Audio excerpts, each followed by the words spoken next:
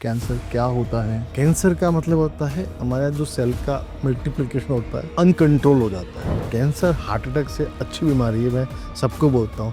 क्या ये दिल्ली का पोल्यूशन जिस लेवल पे हम लोग बैठे हैं, क्या ये भी कैंसर के लिए कॉज बन सकता है? 30-40 के बाद में जो बीमारियां होती है किसी का क्योर नहीं है। तो इसमें डॉक्टर साहब कोई सिम्टम्स नजर आते हैं? तो कोई भी कैंसर एक्यूट नहीं होता है। What should we do to prevent cancer? अपने आप पे चाहे सप्ताह में एक दिन भी हो अपनी बॉडी के लिए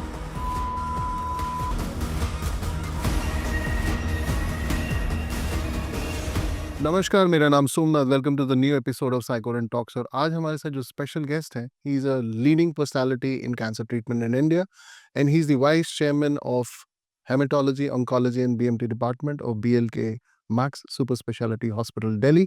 और आज जिन टॉपिक के बारे में हम डिस्कशन करेंगे वो है कैंसर, कैसे होता है, क्यों होता है and how it can be prevented.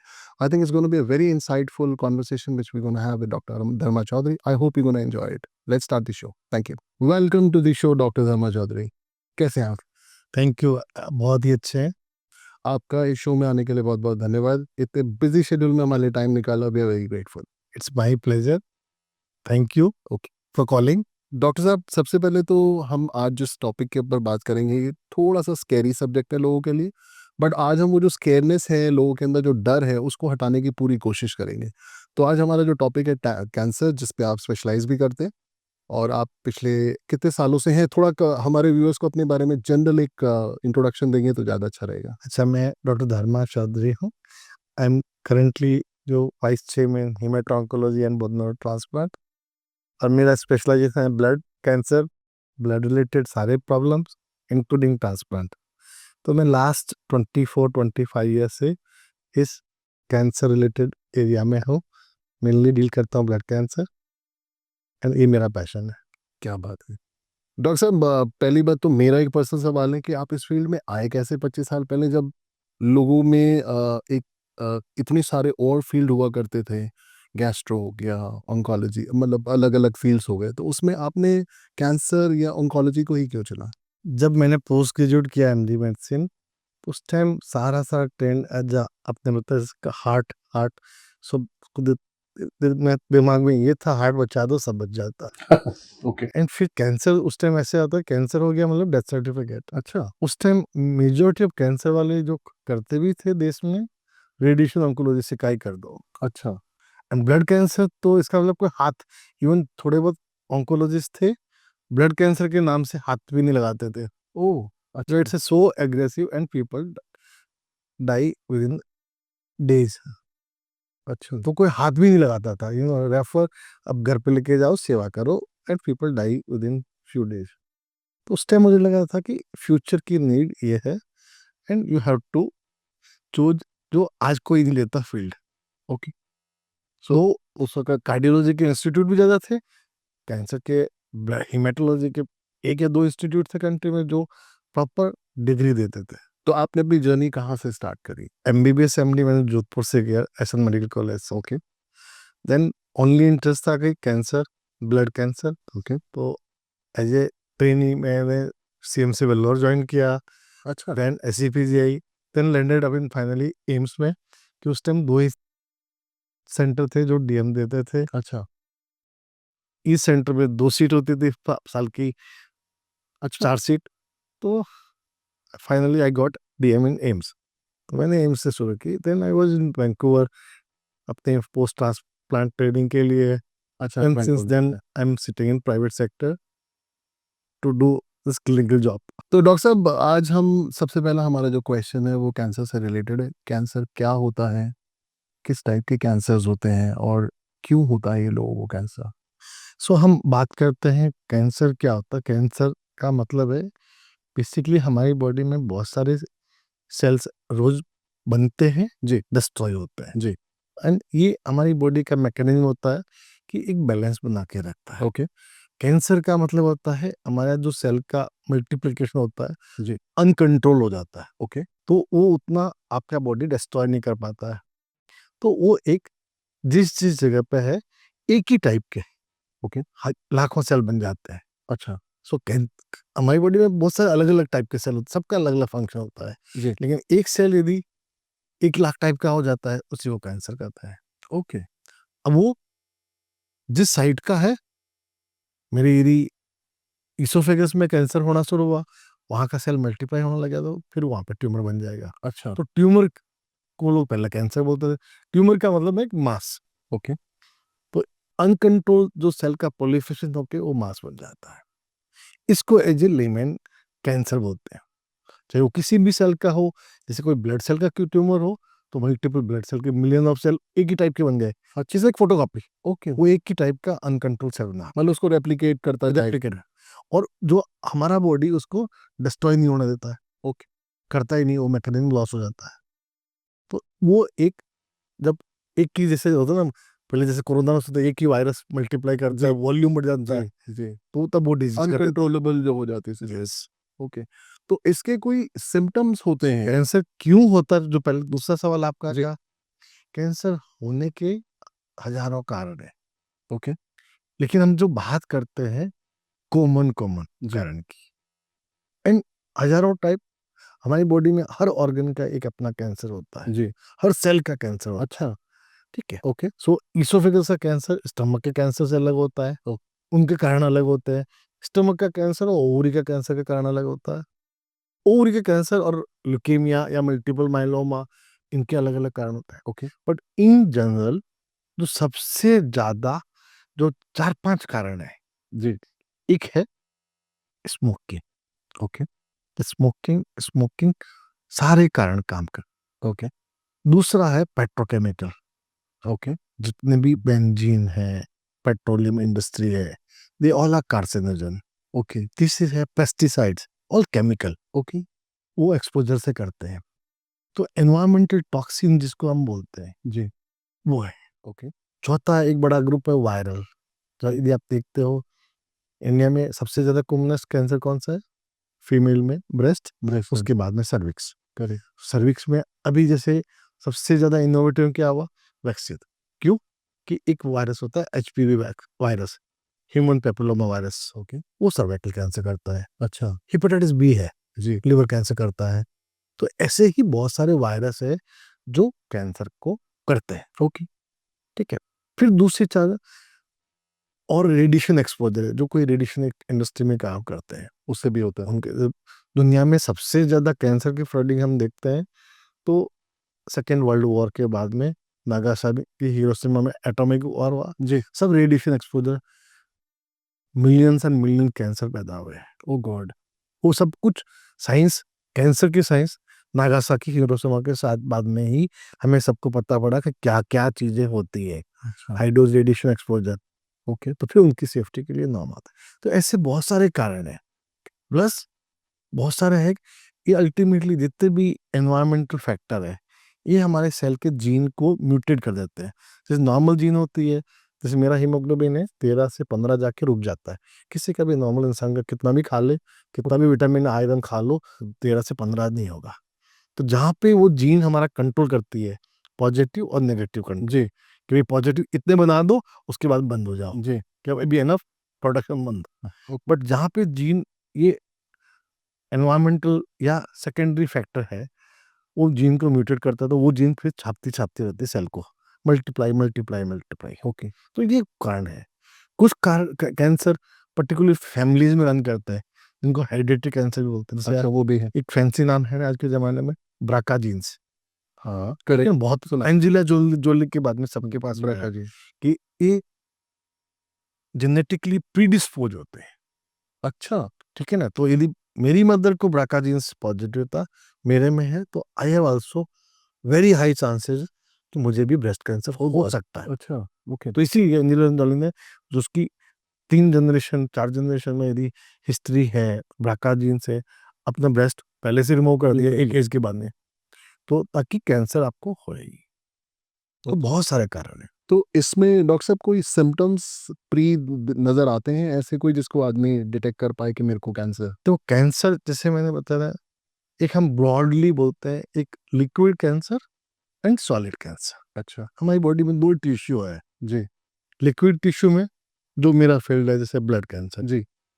Sales, liquid जो फ्लूड करता है जी cell, red cell, white cell, platelet, जी मेनली व्हाइट सेल का कैंसर होता है, ल्यूकीमिया, लिम्फोमा, माइलोमा। जी तो वो किसी भी कैंसर में जब सेल का नंबर बढ़ेगा तो सिम्टम किसकी वजह से आते हैं कि दूसरे सेल को सप्रेस कर दिया, ओके या बाहर सॉलिड ट्यूमर हुआ तो जिस जगह पे हुआ उसको कंप्रेस कर दिया, राइट तो प्रेशर सिम्टम आते हैं। ओके हम कुछ अल्ट्रासाउंड स्पेस ऑक्यूपाइंग लीजन, जहाँ पे स्पेस पड़ा है वहाँ पे एक लीजन हो गया, गार्ड बन गया, ऑक्यूपाई कर दिया, तो दूसरे सारे रास्ते बंद कर देते हैं। इससे फूड पाइप के अंदर हो गया तो बाहर से खाना नहीं जा रहा है। जी लीवर में मान लो हो गया तो जो लीवर की डक्ट है कि बिल्रुबिन डालने वाली, सबको पी लिया हो गया। तो वैसे ही पेशाब में प्रोस्टेट का कैंसर हुआ, पेशाब बाहर नहीं आएगा, जी ठीक है ना।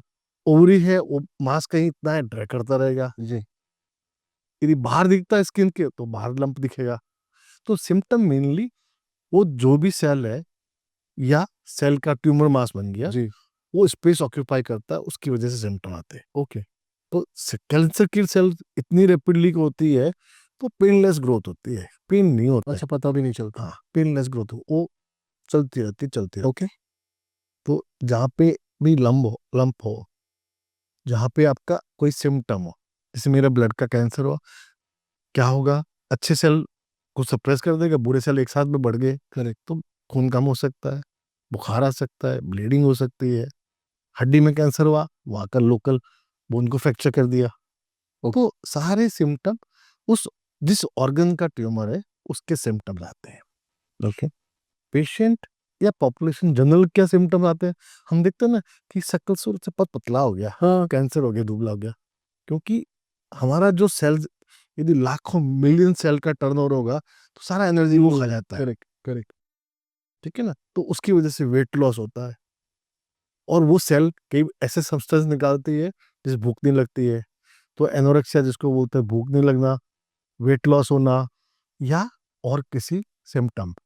ओके यदि किसी को जैसे मान लो इंटेस्टाइन में, कोलन में कैंसर हो गया, तो वहां पे क्या होगा, अल्सर बन जाएगा, वो ब्लीड करता रहेगा। जी तो हम लोग जो बोलते हैं किसी को नॉन हीलिंग अल्सर है, जी मुंह में छाला, देखते हैं जो स्मोकर है, टोबैको च्योर है, इंडिया में सबसे ज्यादा हेड एंड नेक कैंसर होते हैं वर्ल्ड वाइड, वो भी नॉर्थ ईस्ट में, क्योंकि सारे सारे एक टोबैको च्योर होते हैं, बिटल नट, क्रोनिक इरिटेशन करते हैं, हमको तो मुंह में ल्यूकोप्ले क्या हो गया, तो ये सारे उन पेशेंट्स को सिम्टम्स आते हैं। तो नॉन हीलिंग अल्सर, बाहर स्किन में कोई गार्ड बन गया, हील ही नहीं होता है, you have to look at cancer.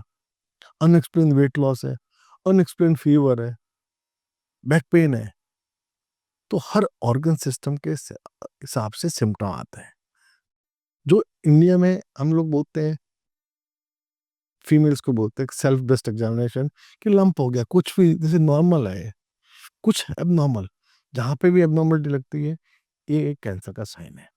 Okay तो डॉक्टर साहब एक्सटर्नल, जहाँ पे ये आप अपने बॉडी को रोज देखते हो, जी समथिंग कुछ आ गया, समथिंग हील नहीं हो रहा है, ऐसी जगह पे समथिंग प्रेशर सिम्टम आ रहा है, किसी वजह से, वो स्मोकर होते हैं वैसे खांसते रहते हैं, लेकिन बहुत यहाँ पे इरिटेटिव कफ आने लग गया, तो कुछ न कुछ तो गड़बड़ है, 24 घंटे खांस रहा है, राइट ठीक है।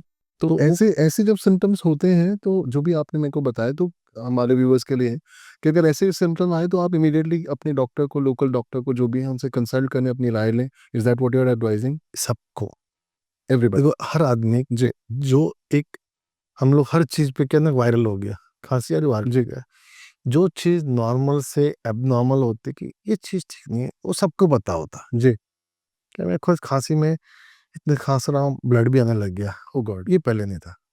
कहीं कहीं लंग कैंसर, थ्रोट कैंसर, ये होते हैं।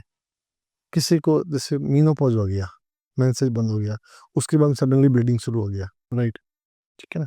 तो क्यों होगा, कुछ न कुछ वहां पे अल्सर बन गया, जी ग्रोथ हो गई। जी तो हर चीज जहाँ पे लगता है कि ये नॉर्मल नहीं है, जी मैं लैट्रिन करता हूँ, कभी कब्जी होती है, कभी डायरिया होता है, कभी ब्लीडिंग होती है, कभी नहीं होती है, जी कुछ न कुछ तो पड़ा है, साथ में मेरा वेट लॉस हो रहा है, ये नॉर्मल नहीं। तो जो भी पेशेंट अपने एक प्रोलॉन्ग कोई इलनेस चल जाती है, चाहे डायरिया, कॉन्स्टिपेशन, कफ, वेट लॉस, डॉक्टर को दिखा के जांच करना चाहिए। या किसी का हीमोग्लोबिन बार बार कम हो रहा है, थकान हो रही है, बिल्कुल कुछ कुछ गड़बड़ है।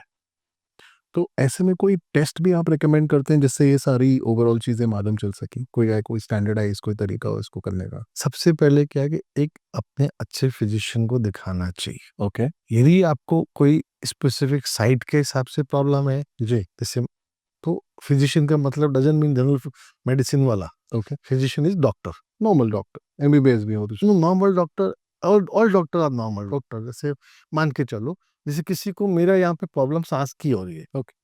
तो मैं चेस्ट वाले को दिखाऊंगा या जी। ईएनटी को दिखाऊंगा। जी जी। ओके। मेरे यदि मान लो ब्लीडिंग हो रही है, पोस्ट मेंसेस की जगह से ब्लीडिंग हो रही है, जी तो मैं उसको दिखाऊंगा। जी या मुझे सर्विक्स, जो बच्चेदानी के मुंह का कैंसर बोलते हैं, जी। वहां से कोई डिस्चार्ज हो रहा है, मैं गायनेकोलॉजिस्ट को दिखाऊंगा। मैं सही। फिजिशियन को दिखाऊंगा, वो चेक भी नहीं करेगा। सही बात। फिर पता पड़ा कि एक स्टेज 0 थी, उसने बढ़ गए। इग्नोर करके 4 पे कर दिया। तो हर ऑर्गन सिस्टम के हिसाब से है। बट अदरवाइज इन जनरल जब कुछ सिर्फ एक सिम्टम हो, कई बार पता ही नहीं पड़ता, खाली वेट लॉस होता है, वो फिजिशियन ही देखेगा कि भाई इंडिया में क्या हो सकता है। Right. World wide TB, HIV या कैंसर, तो इन्हीं से वेट लॉस होता है। राइट। या कभी जमाना था इंडिया में कि माल न्यूट्रिशन से वेट लॉस होता है। हम लोग हमेशा डाल देते थे कि खाना नहीं खाता जी या इसको खाना नहीं मिलता इसलिए वेट लॉस हो रहा है। अब वो टाइम चला गया कि कोई माल न्यूट्रिशन से किसी का वेट लॉस नहीं होता है। जी। तो रेस्पेक्टिव डॉक्टर को दिखाना चाहिए अर्लीस्ट, जहाँ पे लगता है कि मुंह में कुछ छाला है, हील नहीं हो रहा है, डोंट इग्नोर। या और स्किन में डिस्कलरेशन है, ओके।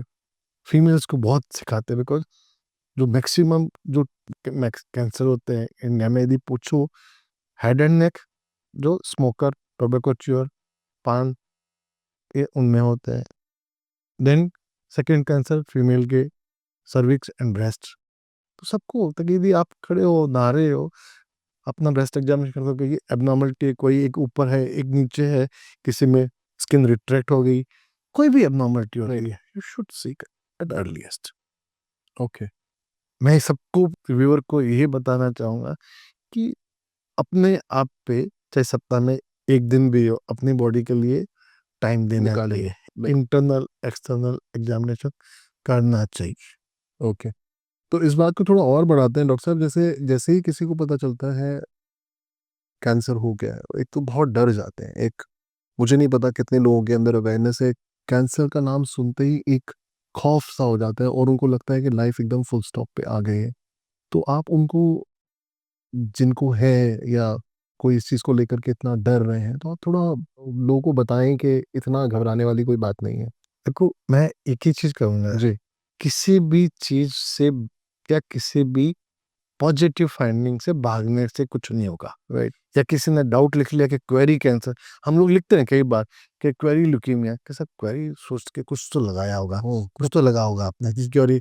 तो मैं ये लिखता हूँ कि लैब वाले के लिए को कुछ देखेगा। जी जैसे एक होता है ना, हमें एक कोट करता हूँ, एक अब्दुल कलाम की मैं हमेशा एक जी जी। Please please. सुनता जी हूँ उनके सेइंग कि what is difference between American and Indian. जी। जो अमेरिकन होते हैं, they take every challenge head on, कि हो गया let's go, I will take care, कितना उससे निकलना कैसे है। बिल्कुल। इंडियंस होते हैं डिनाइल, कि मुझे तो हो ही नहीं सकता, मैं तो वेजिटेरियन हूँ, मैं तो स्मोकिंग भी नहीं करता हूँ, मैं पार्टी भी नहीं करता हूँ, मुझे तो हो ही नहीं सकता। तो we always go in denial. मुझे लगता है कि जैसे हम लोग अभी मोस्ट कॉमन जो दुनिया में क्या चलती है इंडिया में, प्रिवेंटिव हेल्थ चेकअप, हर आदमी कहता है कि हेल्थी होना चाहिए, चेक कराना चाहिए। बट मैंने 100 में से 99 को देखता हूँ, उसमें से कोई बीमारी निकल जाती है तो रोना लग जाता है। अरे, हमने चेकअप इसलिए किया कि कोई प्रॉब्लम पता है, लगे। उसको अर्लीस्ट पे ठीक कर लो। जी तो कैंसर भी वैसा है।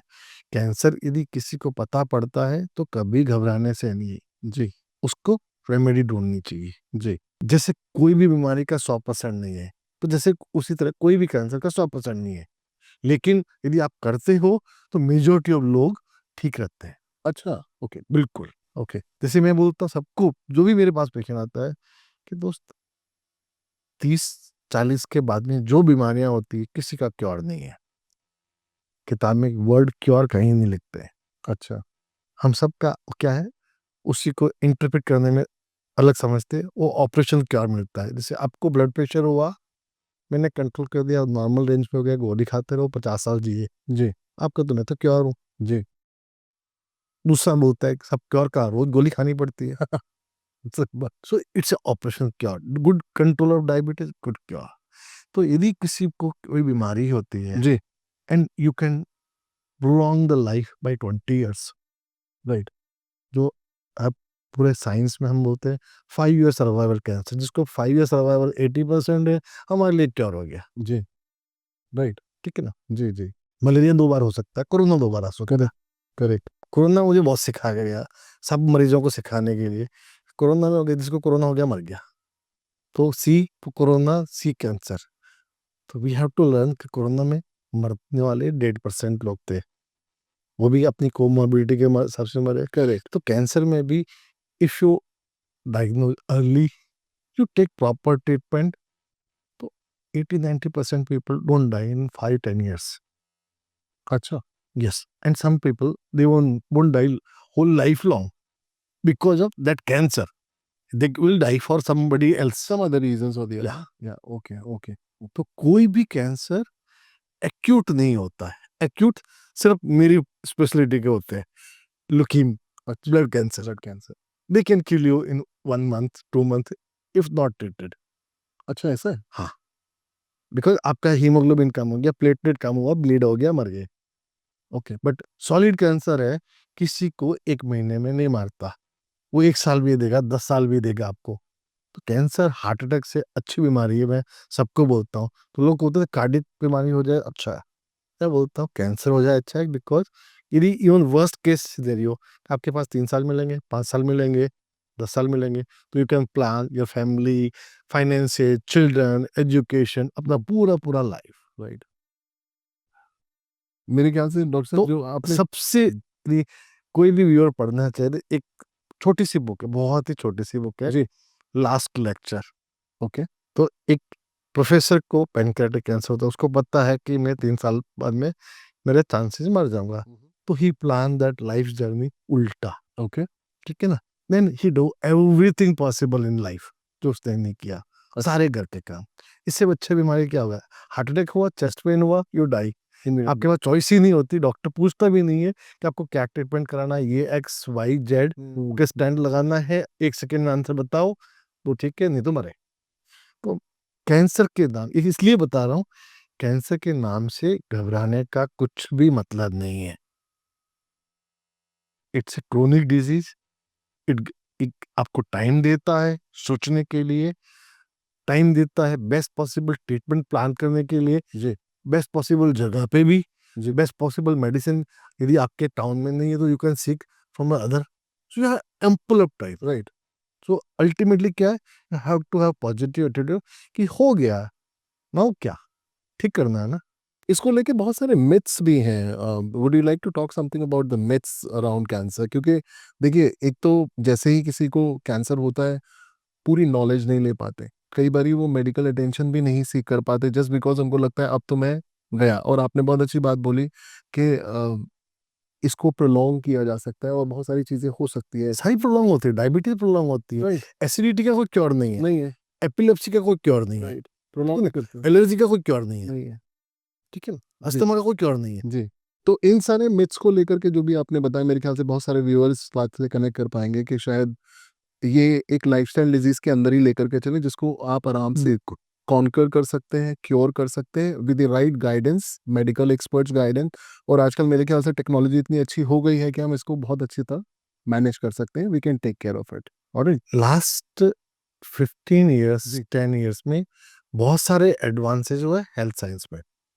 पर्टिकुलरली हम लोग कैंसर की बात करते हैं। जी, एक होता था पहले, कम से कम डायग्नोस्टिक टूल था, जी, कम से कम करेक्टाइजेशन के टूल थे। जी, तो उस टाइम कैंसर हो गया तो एक ही नाप से सारे ट्रीट होते थे, तो ये काट लो और रेडिएशन दे दो। जी, अब उसमें आप आइडेंटिफाई कर सकते हो आज के ज़माने में कि ये स्लो ग्रोइंग है, ये इंटरमीडिएट ग्रोइंग है, ये रैपिडली ग्रोइंग है। अच्छा, इसके लिए ये लोकल है, स्प्रेड के लिए आज के ज़माने में जैसे पेट स्कैन आ गए हैं, तो आप छोटे से हर चीज़ का एक माइन्यूटली पता कर सकते हैं कि इसका एक्सटेंट क्या है, ओके, इसका कितना सर्जरी करना है, इसको रेडिएशन भी देना, किस फील्ड को देना है, विद प्रिसिशन। प्रिसीजन। वो टेक्नोलॉजी इतनी अच्छी आई हुई है कि वो एवरी इनोवेशन आपका 2-5% भी ऐड करता है। जहाँ हम 0% सर्वाइवल पे है, आज एवरेज 70% 80% लोग सर्वाइवल पे आ गए। That's wonderful, that's wonderful. So in general यदि आप सब करते हो, जी। ठीक है, बट अगेन की जो आपने शुरू में बताया है कि early detection, early seeking right medical opinion, early acceptance. बहुत सारे लोगों को कैंसर की रिपोर्ट के बाद में ही बैठे रहता है। तो हमारे सामने इस अपनी पॉपुलेशन के लिए जो मिथ है, सबसे पहले किसी ने बोला कुछ होता नहीं है, वो हियर से वाला जो है ना, किसका कुछ नहीं हो सकता, करेक्ट, उससे बाहर निकल। वो यदि बाहर निकल जाओ, शांति से बैठ जाओ कि भैया ये हो गया है, अब सॉल्यूशन क्या है? जी। ट्रीटमेंट। जी। ट्रीटमेंट में क्या है? डॉक्टर से मिलो। यदि लोकलाइज है, सर्जरी, अर्ली सर्जरी। स्प्रेड हो चुका है, तब कीमो। दरअसल मेरा एक सवाल ये था कि जैसे आपने कहा कि कैंसर स्मोकर्स, ड्रिंकर्स के अंदर ज़्यादा प्रोमिनेंसी में है, तो ऐसा भी देखा गया है कि किसी की जिसने जो फिटनेस फ्रीक है, अब सोच समझ के खाता है, सब कुछ अपने रिजीम बड़ा स्ट्रिक्टली फॉलो करता है, उसके बाद भी उनको कैंसर हो जाता है, और कई ऐसे भी हैं जो स्मोकर्स हैं, ड्रिंकर्स हैं, उनको कुछ नहीं होता। बिल्कुल। तो इसके बारे में कुछ कहना चाहेंगे आप? ग्रुप ऑफ कारण है, multiple. Smoking, radiation, environmental exposure, viral है, हेरिडिटरी प्रीडिस्पोजिशन है, केमिकल्स है। तो एक खाली स्मोकिंग या अल्कोहल नहीं, देखो ये इंडियन सोसाइटी ऐसी है, हर चीज ब्लेम एक दारू एंड स्मोकिंग पे कर। जी, जी, जी, ठीक है ना? जी। उसके अलावा बहुत सारे कारण है। So we don't know. And यदि कैंसर में एक ग्रुप देखते हो ना, सब कारणों को देखते हो, तो प्रोबेबली 10% 20% मिलेंगे। इवन 70-80% हम लोग इडियोपैथिक लेबल करते हैं। वो कारण पता है, इडियोपैथिक मतलब नो कारण। अच्छा, ओके, या ओके। लेकिन यदि हम समाज की बात करते हैं, तो ये जितने नोन कारण है, जी, ये समाज के लिए है, आपके लिए, मेरे लिए में हेल्दी है कि इससे अवॉइड रहना चाहिए। तो you can actually prevent yourself कि एडिशनल कुछ प्रॉब्लम नहीं करो। ओके, लेकिन जिसको हो चुका है, उसका कुछ नहीं कर सकते। करेक्ट। को तो सिर्फ ट्रीट कर सकते हो। ये प्रिवेंटिव है फॉर सोसाइटी। पेशेंट के लिए कुछ प्रिवेंशन नहीं होता है। पेशेंट पेशेंट जैसे ही बन गया, उसके लिए early diagnosis is key, early treatment is key, and regular monitoring is follow up कि कभी रिकरेंस होता है तो वो भी you can pick up early. तो अक्सर मेरे को थोड़ा रेडिएशन, जो आपने बहुत स्ट्रॉन्ग वर्ड यूज़ किया, आपको पता है हम हमारे चारों तरफ इतना कुछ रेडिएट हो रहा है किसी भी टाइप के सेंस में, थोड़ा उसके बारे में हमारे व्यूअर्स को बताइए कि ये जब आप रेडिएशन बात करते हैं तो what are you talking about radiation, की बात कर रहे हैं, क्या क्या फैक्टर्स हैं वो? जो रेडिएशन का हम बात करते हैं, जी, तो इस पूरे ब्रह्मांड में कुछ न कुछ रेज निकलती रहती है। करेक्ट। ठीक है ना? हम सबको एक्सपोजर होती है। जी, तो एक होता है, यदि कोई बंदे को, जैसे आपका सेल का म्यूटेशन कब होगा, तो वो कांस्टेंट उसको इरिटेट करेगा। करेक्ट। तो your those who are in radiation industry, okay. उनको ज्यादा चांसेस होता है। या सडनली मैसिव रेडिएशन एक्सपोजर है कि आपका डीएनए खराब कर दिया, जो नागासाकी हिरोशिमा, वो तो एक्सट्रीम हो गया। या जो जैसे हम लोग अपने इंडिया में कम है, यदि हम जैसे ऑस्ट्रेलिया साइड में आते हैं, स्किन कैंसर बहुत कॉमन होते हैं। जी, तो जो डायरेक्ट सन सन, एक्सपोजर होता है, जो रेडिएशन, वो वाले आपको बहुत सारे मेलानोमा करते हैं। Right. It's a continuous exposure in radiation industry. जो आपको पता होगा, कुछ टाइम के पहले दिल्ली में एक कैटास्ट्रॉफी हुई थी, सबको फियर हो गया मायापुरी में, हाँ, हाँ, हाँ, रेडिएशन हाँ, वो जो, स्क्रैप हाँ, करेक्ट। स्क्रैप वाला। जी, जी, जी। यदि उस एरिया में कितने लोगों को कितने साल तक मिला होगा, तो किसी ने टेस्ट नहीं किया, उनको ज्यादा रिस्क होता है। तो अच्छा, आजकल इसलिए आप कभी हॉस्पिटल में गए हो तो देखते होंगे ना, सीटी स्कैन वाले रूम में लिखा सबको होता एक बैज बैज लगा दो। Correct, correct. जो जो सीटी स्कैन या रेडिएशन में डिपार्टमेंट में काम करते हैं, तो उनके ये होता है, एक बैच होता है, वो डोसीमेट्री का कैलकुलेशन करता है कि इसका रेडिएशन एक्सपोजर कितना हुआ। अच्छा, तो हर किसी का सेफ्टी रिकॉर्ड, तो हर जहाँ पे भी रेडिएशन लगा हुआ है, एक रेडिएशन सेफ्टी ऑफिसर रहता है, सब लोगों को ये चिंता करता है कि किसी को भी ओवर एक्सपोज नहीं हो जाए। इसके अलावा भी कोई जैसे एक नॉर्मल ह्यूमन बीइंग है, ये तो हो गए एक्सट्रीम लेवल पे, हॉस्पिटल हो गया, कोई ऐसी कलामिटीज की वजह से हो गया, या कोई हम जैसे आपने ऑस्ट्रेलिया की बात करी, अब हम दिल्ली के बारे में अगर हम बात करें तो यहाँ पे किस टाइप के रेडिएशंस हो सकते हैं जिसको लेकर के आपको थोड़ा सा देखो, एक मिथ होता है सेल फोन के रेडिएशन से, पहले बीच अच्छा में वो था, रहता है वो पहले था ना बीच में, जी सेल फोन से करते हो तो कैंसर हो सकता है। जी आपका जो लेवल ऑफ एक्सपोजर चाहिए जी दिल्ली में, अदर देन हॉस्पिटल और रेडिएशन इंडस्ट्री का जो मेजर सोर्स है, जी। उसके अलावा ऐसे पब्लिक को रेडिएशन एक्सपोजर नहीं है ओके। अनटिल अनलेस जो कोई जैसे स्क्रैप डीलर है। अब कोई रेडिएशन का उस टाइम क्या हुआ, जिसने किसी ने रेडिएशन का मशीन का स्क्रैप लेके आ गया पड़ा था, तो एक्सपोज होते हैं। Correct. You don't know sometime कि क्या पड़ा आपके गोडाउन में। सही बात है। अच्छा ये आजकल ये जैसे मोबाइल टावर्स वगैरह को लेकर के भी थोड़ी बहुत कंसर्न है, उससे है कुछ ऐसा? देखो, ये कोई प्रूवन नहीं है, जस्ट साइंटिफिक ग्राउंड नहीं है उस वही पे। अभी तक। शायद जिस दिन आ गया तो यूएस में सबसे पहले जो सेफ्टी ऑफ लॉ, यूरोप, एक वेस्टर्न कंट्री में इतना है, they will remove that tower. अच्छा तो अभी हम इतना सोचते हैं कि ये सब व्हाट्सएप वाला घूमता रहता है कि हाँ हो गया, लेकिन यदि ऐसा होगा तो सबसे पहले मोबाइल वेस्टर्न वर्ल्ड से साफ। चले जाएंगे। सही बात है। जो विल फाइंड सम अदर। हमारे हाँ, तो अभी ऐसा कोई प्रूवन नहीं है। ओके। अच्छा नॉर्मली जैसे डॉक्टर साहब कैंसर के अंदर बहुत सारे ट्रीटमेंट्स होते हैं, तो मेजरली हम जो सुनते हैं वो कीमो के बारे में सुनते हैं, कीमोथेरेपी के बारे में सुनते हैं, थोड़ा उसके बारे में बताएं, और क्या उसके ऑल्टरनेटिव्स हैं क्या? मैंने जैसे बताया, कैंसर मतलब ट्यूमर। जी ट्यूमर सॉलिड एंड लिक्विड। जी लिक्विड ट्यूमर का कोई सर्जरी नहीं होता है। जी तो लिक्विड ट्यूमर क्या, leukaemia, lymphoma, myeloma, you have to use chemotherapy. जी कीमोथेरेपी में अभी बात करेंगे, बहुत सारे और भी एडवांसमेंट है। जी दूसरा है सॉलिड ट्यूमर। जी सॉलिड ट्यूमर मतलब एक गांठ है, एक जगह पे पड़ी है, एक ऑर्गन में पड़ी है। जी लंप, जी। उसको लंप बोल दो, ट्यूमर बोल दो, स्वेलिंग बोल दो, ग्लैंड बोल दो, कुछ भी बोल दो, ओके वो एक लंप पड़ा है। ओके तो 3-4 मॉडलिटी ट्रीटमेंट है किसी भी कैंसर के लिए। ओके सबसे पहला surgery, okay that is the best. किसी भी सॉलिड ट्यूमर की जिसकी सर्जरी हो सकती है, लोकलाइज है, रिसेक्शन करके निकाल दो, निकाल दो। ओके उससे बेस्ट क्योर किसी में नहीं हो सकता। इसीलिए हम लोग कहते हैं कि अर्ली डिटेक्शन, डिटेक्शन। या फिर हम लोग स्क्रीनिंग भी करते हैं। आज के डेट पे बेस्ट स्क्रीनिंग कॉमनली होती है मेमोग्राफी। एक एज के बाद में सबका होता है कि एनुअल आपको मेमोग्राफी करना है, या कुछ एज के बाद में 35-40, डिपेंडिंग ऑन हर जगह एक गाइडलाइन, सेट गाइडलाइन है।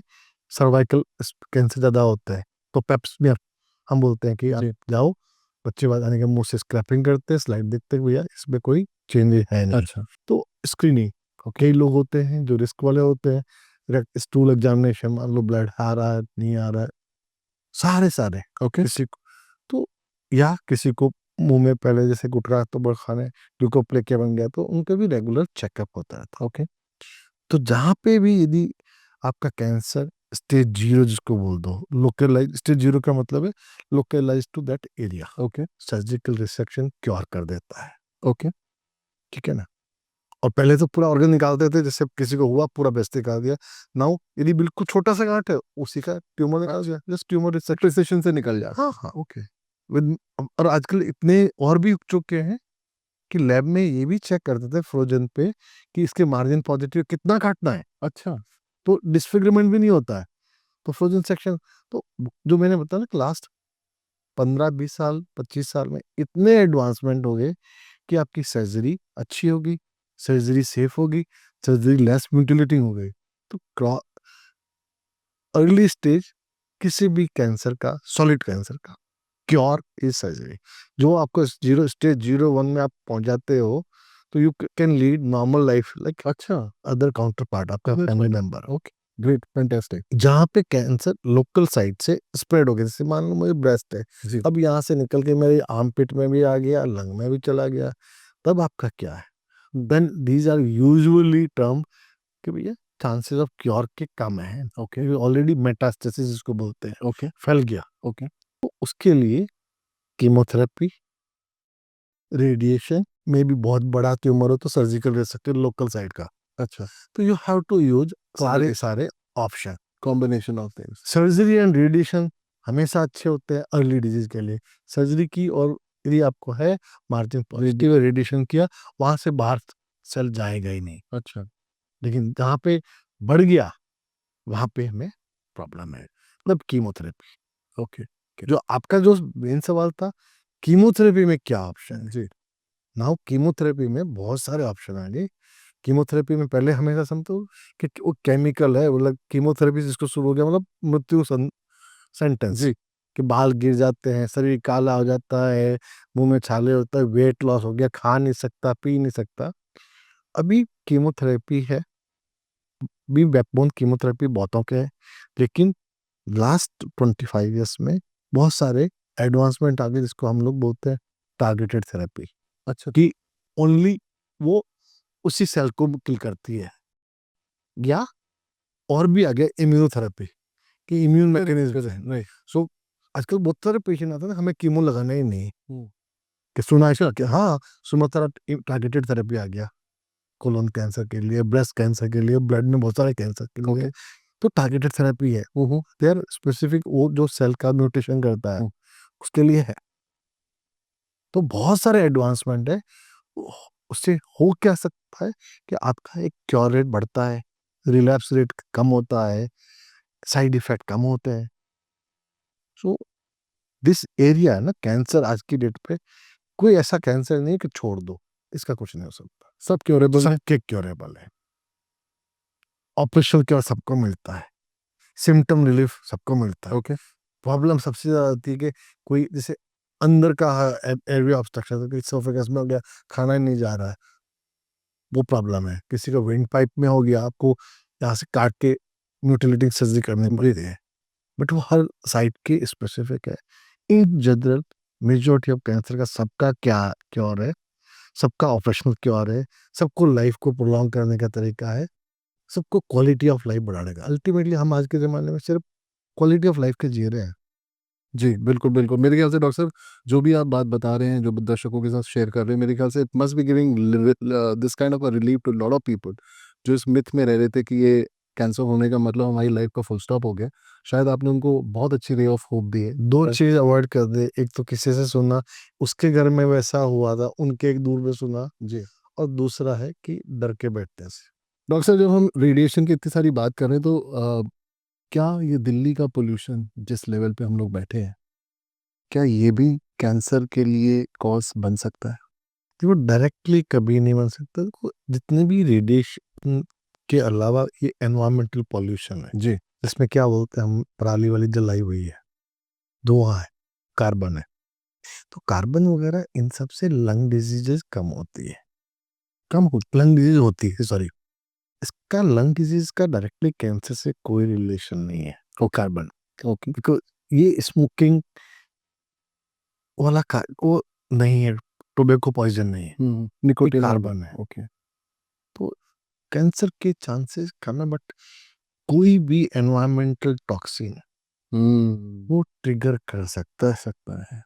तो जितने भी एनवायरमेंटल की चीजें होती है, कार्बन एंड इससे न्यूमोकोनियोसिस हम बोलते हैं, सिलिकोसिस बोलते हैं, लंग जो किसी दूसरे वाला डस्ट उड़ती है पत्थर वाली, अच्छा। ठीक है ना। तो अलग अलग टाइप के लंग डिजीज है, ओके। जो आपका लंग की कैपेसिटी को रिड्यूस करता है, अल्टीमेटली आपकी सांस की कमी होती है। इससे कैंसर बनने के चांसेस बहुत ही कम है, निगलेक्ट। लेकिन जीरो नहीं कर सकते हो, अच्छा। क्योंकि ये नॉर्मल हेल्दी से कुछ न कुछ एडिशन है। ओके। ठीक है डॉक्टर साहब। डॉक्टर साहब अभी हमारी जैसे टेक्नोलॉजी को लेकर के बात हो रही थी तो मैंने भी रिसेंटली एक आर्टिकल पढ़ा था कि एआई ने कुछ साल पहले डिटेक्ट कर लिया कि इस पर्सन को कैंसर होगा। तो क्या एआई जिस लेवल पे आज चल रही है, क्या फ्यूचर में या अब उससे डिटेक्शन पॉसिबल है? देखो, टेक्नोलॉजी, एआई भी क्या है, जो साइंटिफिक डेवलपमेंट हो रहा है जी। उसको अच्छे से एनालाइज कर ले। करेक्ट। यही क्या है, राइट। इन जनरल तो यही है ना, जी। कि आप जो ह्यूमन माइंड एक साथ में डेटा इंटरप्रेट नहीं कर सकता, वो सारे फैक्टर को यूज कर देगा। एब्सोल्युटली। प्लस आपके एरिया में कितना रिस्क है, कितना रेडिएशन एक्सपोजर हुआ है, ये नहीं हुआ, सारा। बट अल्टीमेटली क्या है कि आपका जो जेनेटिक रिस्क फैक्टर है, वही प्रिडिस्पोजिशन कोई बता सकता है या तो AI will definitely help into looking toward data, available information for that geographical area, for that person in toto. तो जो शायद हम 15-20 साल पहले जो डेटा हम कंपाइल नहीं कर पा रहे थे, शायद अब वो available It will be quickly because AI में information आपने जैसे AI क्या करता है मैं हमारी बात कर रहा है साथ में एनवायरमेंटल मिनिस्ट्री से वो पॉल्यूशन का ले लीजिए जैसे आपके पॉल्यूशन का जी, कोई अल्ट्रा वायलेट रेज इस टाइम सूरज का टेम्परेचर क्या था जी, उस टाइम दूसरी चीज जी की जी, साथ में कोरोना का पेंडेमिक चल रहा था जी। उतने और केमिकल सबको लगे तो ये सारे डेटा एट वन गोल करके वो एक फैक्टर निकाल लेगा तो it will definitely help in Yes. Future. Okay, doctor साहब, कोई लेटेस्ट ब्रेक थ्रू आया है इस कैंसर ट्रीटमेंट के अंदर? अगर हम कैंसर का, जैसे आपने कहा 96 के बाद, फिर आपने 24 साल से तो आप भी इसी प्रोफेशन के अंदर हैं, कोई ऐसा breakthrough which is gives you an instant result, ऐसा कुछ आया है टेक्नोलॉजी में? कुछ तीन चार चीजें इस लास्ट 5 इयर्स में और अभी जैसे अपनी गवर्नमेंट ऑफ इंडिया अब मोदी जी ने हर जगह पिच किया था कि एक सर्वाइकल कैंसर वैक्सीन जी, सो इंडिया में सेकंड कॉमनेस्ट कैंसर फीमेल में सर्वाइकल कैंसर जी, तो एक ब्रेक थ्रू यदि आप रियली ब्रेक थ्रू का मतलब ऐसा नहीं कि एक आदमी के लिए एक रेयर डिजीज के लिए कोई नई दवाई आ गई जी, आई एम टॉकिंग अबाउट पूरा मासेज के लिए जी, तो cervical cancer vaccine will be a breakthrough जो half of the developing world में सर्वाइकल कैंसर के चांसेस को बहुत कम कर देगा और ये वैक्सीन आई थिंक इंडिया बहुत बना रहा है बहुत एक्सपोर्ट भी करेगा जैसे कोरोना वैक्सीन हमने किया तो that will be game changer for female और ये कब तक आने की चल रहा है सबको सब लग रहा है सो रिकमेंडेड है कि बिफोर प्यूबर्टी से पहले prepubertal that is the right age और यदि उससे डिले हो गए तो बिफोर मैरिज आपके सेक्सुअल एक्टिविटी शुरू करने से पहले अच्छा बाकी अप टू 35 यदि किसी ने डिले हो गया तो भी लगाओ what ever benefit but maximum benefit before puberty या बिफोर प्रिवेंटिव वो ज़्यादा प्रिवेंटिव जब आपका एचपीवी वैक्सीन सब सेक्सुअली एक्सपोज होता है जितने मल्टीपल पार्टनर होंगे उनमें ज़्यादा चांसेस है कि इवन पॉपुलोमा वायरस हो जाएगा and that causes cervical cancer okay. वो फिर ओरल कैंसर भी करते हैं तो उसके चांसेस बहुत कम हो जाए इसके अलावा हाँ, दूसरा जो एक लास्ट फ्यू इयर्स में कैंसर के लिए पर्टिकुलरली जो मेरे कैंसर के लिए ब्लड कैंसर वालों के लिए ओके, तो हम लोग आजकल पढ़ते हैं ना cellular therapy CAR T cell right CAR T cell therapy जी, that is gonna be game changer for many liquid cancer जो relapse refractive lymphoma leukaemia that is a gonna game changer and उसके एप्लीकेशंस सॉलिड कैंसर में भी apply कर रहे हैं तो हो सकता है this cell therapy ultimately will be the key for future ये ऑलरेडी अब चल रहा है कुछ कुछ डिजीज में अप्रूव हो गया एंड उसी के more and more refinely second generation third generation more refined antigen जो आपको है ना व्हीकल पकड़ के या टारगेट पकड़ के you can actually reach to the cell level पे directly kill it that's a fantastic news I think. So CAR T cell therapy will be game changer doctor साहब, टॉपिक से थोड़ा हट करके बात करते हैं। जैसे हमने बात करी कि जो भी हम अभी ट्रीटमेंट की बात कर रहे हैं, सॉल्यूशंस की बात कर रहे हैं, वो सारी हम एलोपैथी के स्ट्रक्चर के अंदर आती है। हमारे व्यूअर्स होंगे जो सोचते होंगे कि आयुर्वेद में भी इसको लेकर के कुछ सॉल्यूशंस हैं या इसके अंदर ट्रीटमेंट है। तो do you feel that any alternate apart from allopathy is helpful in curing cancer? देखो सर मैं एलोपैथी डॉक्टर हूँ जी, और एलोपैथी का मेन एम है कि एविडेंस बेस्ड मेडिसिन जी, कि कोई न कोई डेटा है जिसके बेस जो पे। बेसिस पे जी, जो डेटा एक बंदे ने नहीं हजारों लोगों ने रिप्लिकेट भी किया है करेक्ट। कि सेम थिंग मैं आज एक दवाई यहाँ पे देता हूँ वो सेम अमेरिका में भी देता है तो उसका भी पेशेंट उतना ही ठीक होता है जितना मेरा होता है राइट। तो ये एक एविडेंस है फिर एविडेंस के जनरेट करने के लिए खाली दवाई नहीं जिसको दवाई नहीं दी और रैंडमाइज ट्रायल करके देखा कि दूसरी प्लेसिबो दिया किसी को पता नहीं ठीक है ना? जी, तो वो ठीक जिसको बिल्कुल दवाई में मटेरियल था ही नहीं, जी, प्लेसिबो कंट्रोल स्टडी वाला, तो वो ठीक नहीं हुआ। तो आपको पता पड़ता है कि ये चीज़ें काम करती है। That's what we practice. तो हर चीज़ का आपको पता है कि ये दवाई इस बीमारी में 50% काम करती है, तो वो हमें पता है एलोपैथी का। जो अल्टरनेटिव मेडिसिन है, चाहे आयुर्वेदा हो, होम्योपैथ हो या सिद्धा हो और इंडियन ट्रेडिशनल मेडिसिन है, उनका रियली किसी यू नो पब्लिक डोमेन में लिटरेचर इतना अवेलेबल नहीं है कि आप ये कर सकते हो कंक्लूजन पे आए। कि ये काम करेगा। ओके, ओके, तो इसलिए मैं दूसरे सिस्टम को नहीं बोल सकता हूँ कि क्या है, क्योंकि इट्स नॉट माय स्पेशलिटी, लेकिन पब्लिक डोमेन में नहीं है। यदि आप गूगल में सर्च करोगे कि भैया ल्यूकीमिया में ये एलोपैथिक, तो उनके कोई नाम ही नहीं होता ना, सही बात है। तो आपको ये मेडिसिन है, इसका कितना आउटकम होगा। जी, जी।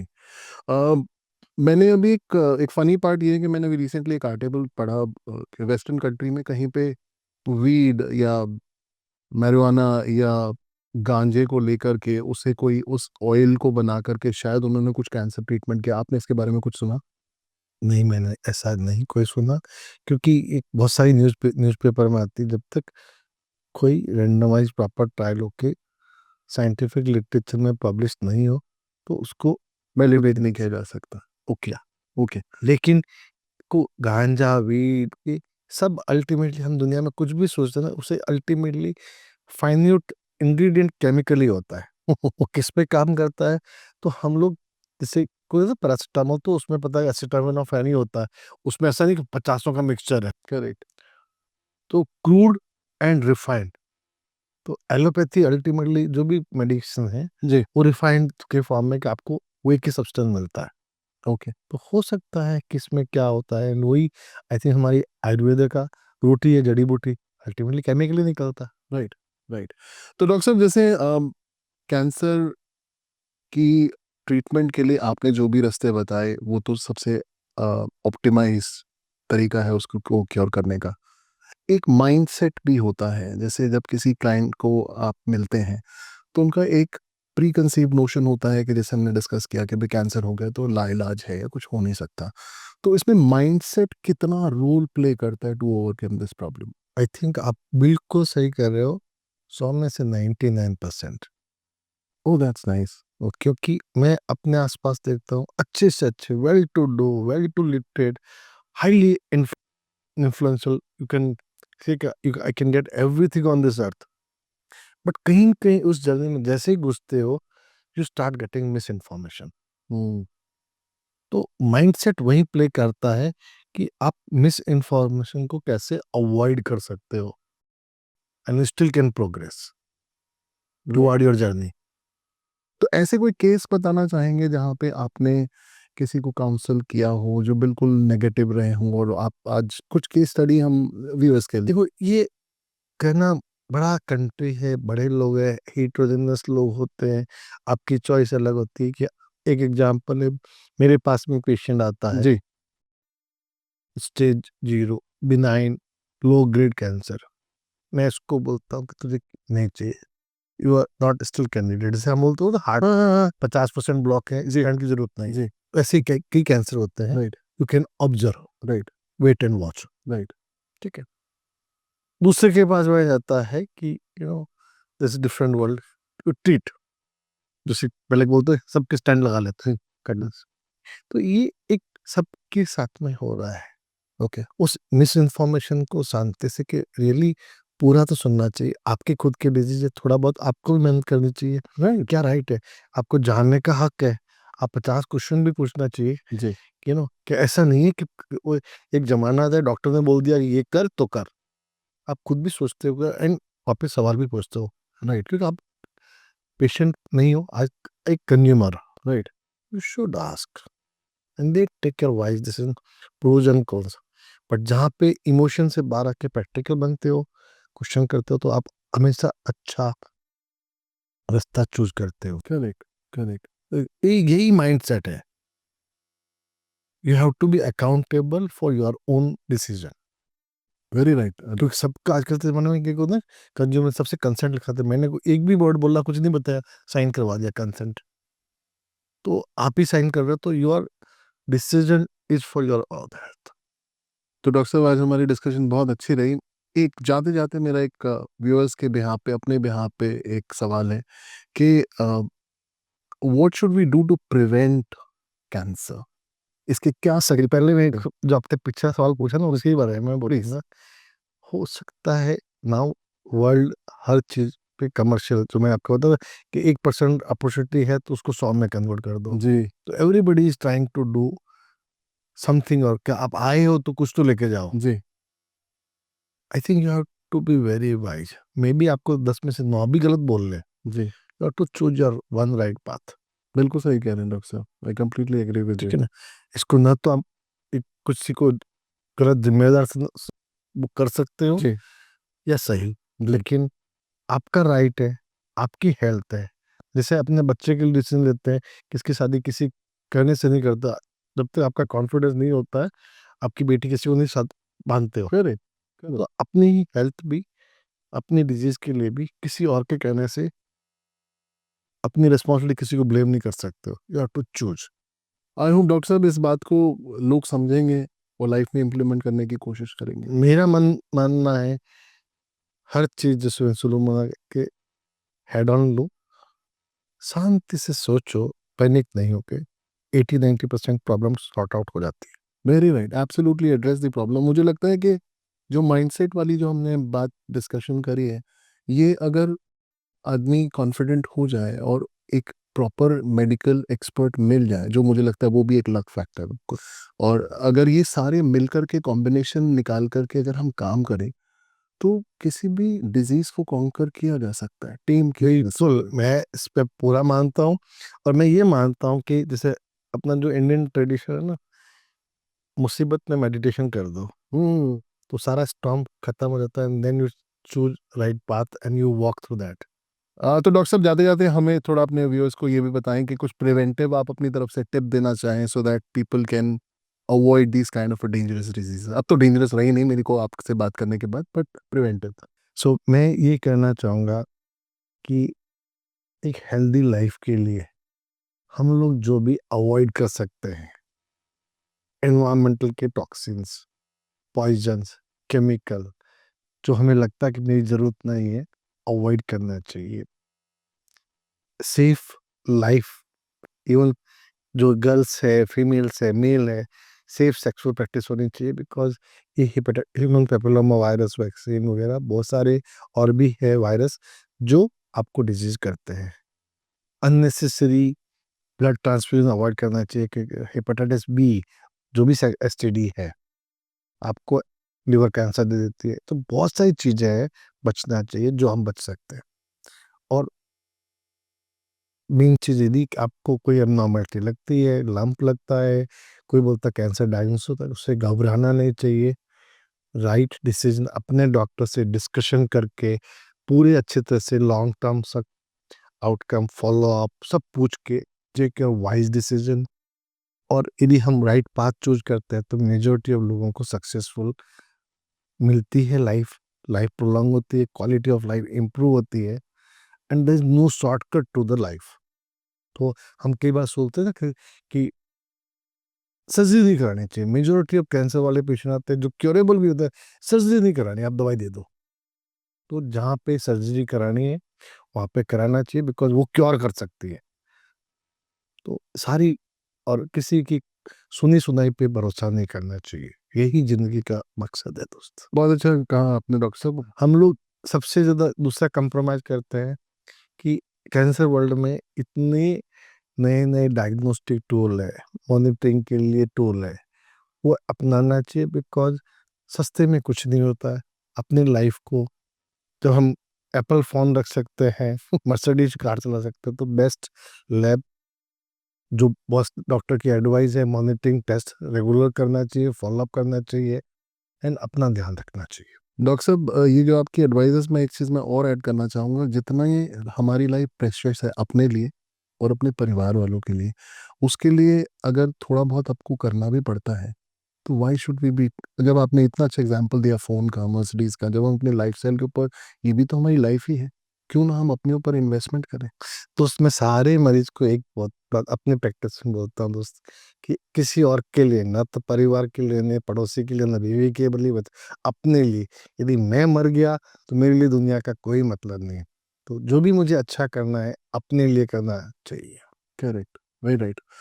डॉक्टर साहब, हमारे सवाल तो बहुत हैं, बट टाइम बहुत कम है। हम कोशिश करेंगे ये अगला सवाल जो भी हमारे हैं वो अगले पॉडकास्ट में करें।